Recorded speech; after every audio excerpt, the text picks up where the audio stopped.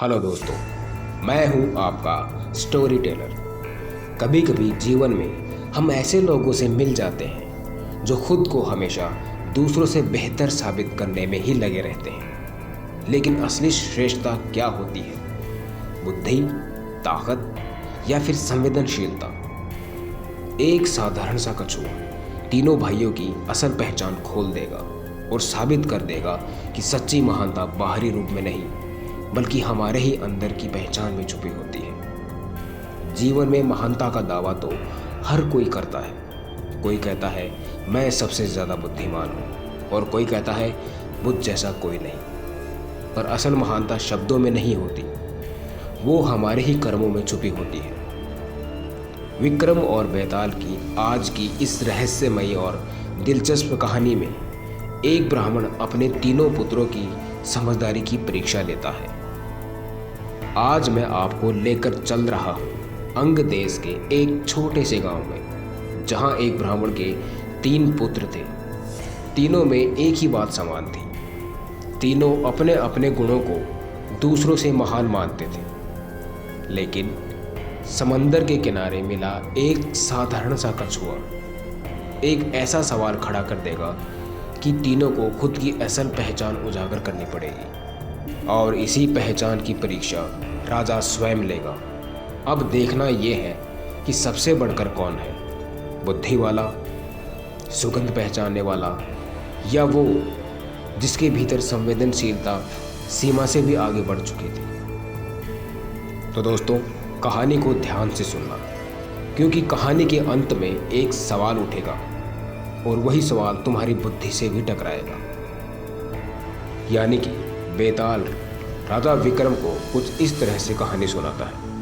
सुनो राजा विक्रम, किसी समय अंग देश के एक गांव में एक धनी ब्राह्मण रहता था। उसके 3 पुत्र थे। एक बड़ा ब्राह्मण ने एक यज्ञ करना चाहा। उसके लिए एक कछुए की जरूरत हुई। उसने अपने तीनों पुत्रों को एक कछुआ लाने को कहा। अब वे तीनों समंदर के किनारे पहुंच गए और वहां पर उन्हें एक कछुआ मिला। सबसे बड़े ने कहा, मैं भोजन चंग हूँ, इसलिए कछुए को नहीं ले जा पाऊंगा और ना ही मैं इसको छूऊंगा। बीच वाले ने बोला, मैं नारी चंग हूँ, इसलिए मैं इसे नहीं ले जाऊंगा। और सबसे छोटे वाले ने कहा कि मैं शैया चंग हूँ, सो मैं भी इसे नहीं लेके जाऊंगा।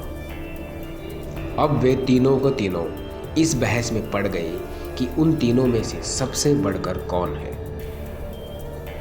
जब वे तीनों के तीनों आपस में इस बात का फैसला न कर सके तो वे राजा के पास पहुंचे।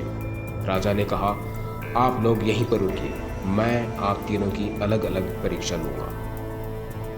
इसके बाद राजा ने उन तीनों के लिए बहुत ही स्वादिष्ट भोजन तैयार करवाया और उन तीनों को खाने के लिए बैठाया। सबसे बड़े ने कहा, मैं ये खाना नहीं खाऊंगा, इसमें मुझे मुर्दे की गंध आती है। जब वो उठकर चला तो राजा ने पता लगाया तो ये मालूम हुआ कि वो भोजन शमशान के पास के खेत का बना हुआ था। राजा ने कहा, तुम सचमुच भोजन चंग हो, तुम्हें भोजन की पहचान है। अब रात के समय राजा ने एक सुंदर वेश्या को बीच वाले भाई के पास भेजा। जो ही वो वहाँ पहुँची तो बीच वाले भाई ने कहा, इसे यहाँ से ले जाओ, इसके शरीर से बकरी के दूध की गंध आती है। राजा ने ये सुनकर पता लगाया तो मालूम हुआ कि वो वेश्या बचपन में बकरी के दूध पर पली थी। राजा बड़ा खुश हुआ और बोला, तुम सचमुच नारी चंग हो। इसके बाद सबसे छोटे वाले भाई को सोने के लिए एक 7 गद्दों का पलंग दिया। जैसे ही वो उस पर लेटा कि एकदम चीख कर उठ बैठ गया। लोगों ने देखा उसकी पीठ पर एक लाल रेखा खिंची थी। राजा को खबर मिली तो उसने बिछोने को दिखाया। 7 गद्दों के नीचे एक बाल निकला, उसी से उसकी पीठ पर लाल लकीर हो गई थी। राजा को बड़ा अचरज हुआ। उसने तीनों को 1-1 लाख अशर्फियाँ दी। अब वे तीनों कछुए को ले जाना भूल गए और वहीं से आनंद के साथ रहने लगे। इतना कहकर बेताल बोला, बताओ राजा विक्रम, उन तीनों में सबसे बढ़कर कौन है?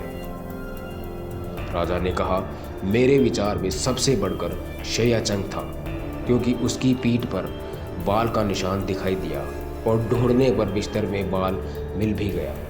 बाकी दो के बारे में कहा जा सकता है कि उन्होंने किसी से पूछकर जान लिया होगा। राजा विक्रम का ये जवाब सुनकर बेताल ने कहा, वाह राजा विक्रम, सलाम है तेरी समझदारी को। इतना कहकर बेताल फिर से गायब हो गया और फिर से जाकर उसी पेड़ पर लटक गया। राजा विक्रम दौड़ा दौड़ा फिर से उसी पेड़ के पास गया और फिर से बेताल को अपने साथ में लेकर चलने लगा। तो बेताल ने कहा, सुनो राजा विक्रम, मैं तुम्हारे साथ चलूँगा, मगर मेरी एक शर्त है, और शर्त यह है, मैं तुम्हें एक कहानी सुनाऊंगा। अगर रास्ता काटना है तो कहानी तो सुननी ही पड़ेगी, और तू सुनेगा भी, नहीं तो मैं तेरे सर के टुकड़े टुकड़े कर दूंगा और तू बीच में भी नहीं बोलेगा। जैसे ही तू बीच में बोला, मैं फिर से गायब हो जाऊंगा और उसी पेड़ पर जाकर लटक जाऊंगा। बोलो राजा विक्रम, क्या तुम्हें मेरी शर्त मंजूर है? राजा विक्रम ने कहा, मुझे आपकी शर्त मंजूर है, आप मुझे कहानी सुनाइए। राजा विक्रम का ये जवाब सुनकर बेताल राजा विक्रम को 9वीं कहानी सुनाने लग जाता है। तो दोस्तों, कहानी को अंत तक सुनने के लिए आपका दिल से शुक्रिया, और ऐसी ही दिलचस्प और मज़ेदार कहानी सुनने के लिए चैनल को सब्सक्राइब ज़रूर करें, ताकि आने वाली कहानी आपसे मिस ना हो। जल्दी ही मुलाकात होगी आपसे अगली कहानी में, यानी कि 9वीं कहानी में। तब तक के लिए धन्यवाद।